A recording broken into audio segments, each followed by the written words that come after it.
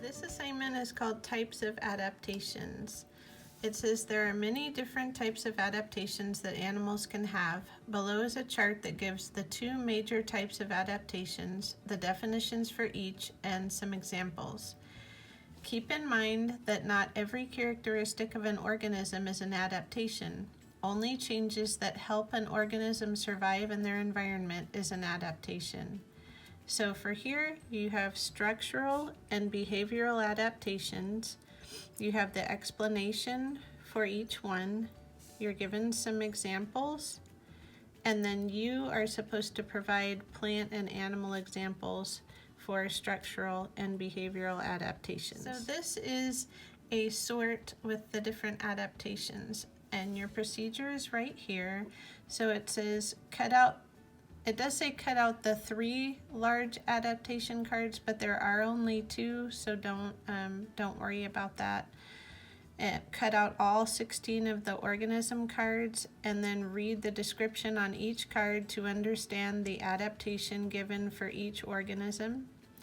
Sort each card by deciding which type of adaptation it is and placing the card under the adaptation card. After you have finished sorting all 16, then you're going to answer the questions. Then you're going to create 2 cards of your own organism cards and make sure you draw the animal and give a brief description of the adaptation.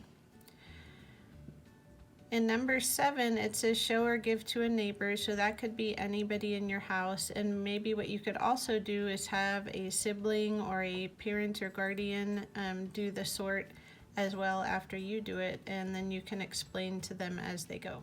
Here are the questions you'll need to answer after you've done the sort.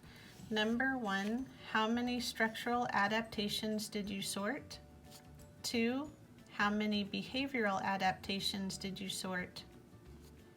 3, look at the card with the rose on it.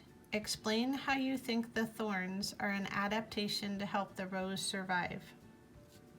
4, now look at the card with the bear on it. How do you think hibernating helps the bear survive the winter?